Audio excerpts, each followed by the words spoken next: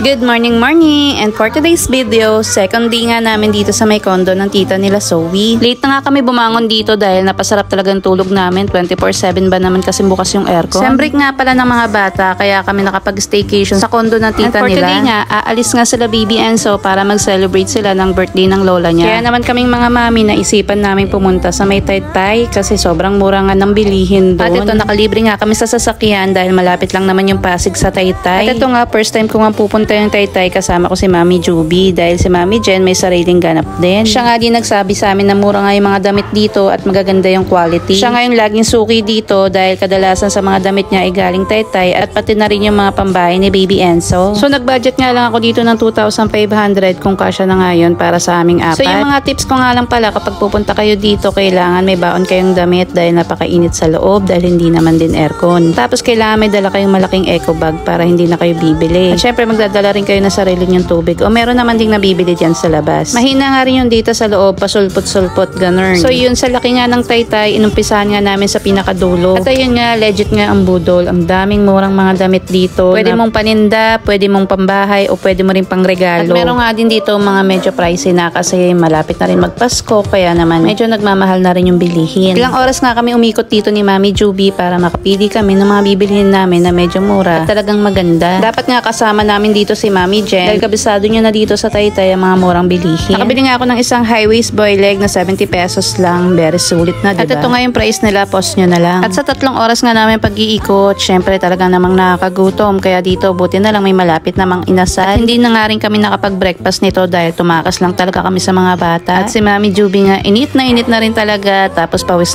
na rin. Kaya pumasok na talaga kami sa mga inasal kahit hindi pa kami pinapapasok. At ito nga sinuot ko dito ay pambahay lang talaga para hindi mahalata ni Zoe na aalis ako. At sinabi ko na nga rin kay Mami Juby na after niya magpunas ng pawis, magpalamig muna siya doon sa aircon kasi talagang sobrang init at pawis siya. At dumating na nga itong order namin, nag-only rice nga kami dito para makabawi man lang sa gutom namin. Bumili rin kami ng pampalamig na creme de leche. So kung ito nga talaga yung kakainin mo, sulit naman talaga yung pagod. Sorry na agad kasi sobrang dami naming gutom. At after nga namin kumain, umikot na ulit kami para mamili. Ito nga't bumili nga ako ng halagang 35 pesos na short para kay Dada. 5 piraso ngayon binili ko para may pambahay siya. At bumili na nga rin ako ng pantulog ni Angelus na 2 piraso at isa naman para kay Zoe. Na nga rin ako ng isang pants na palda na halagang 350. At tagal ko na nga naghahanap nito pero yung slit niya dapat sa gilid. Pero wala nga akong makita kahit nakailang ikot na ako kaya binili ko na to. At dito nga sa Pantit Bra, nilibre nga kami dito ni Mami Jen. Ang sarap talaga ng feeling no kapag nililibre. Nakakawala rin talaga ng pagod. Kailan kaya mga asawa namin?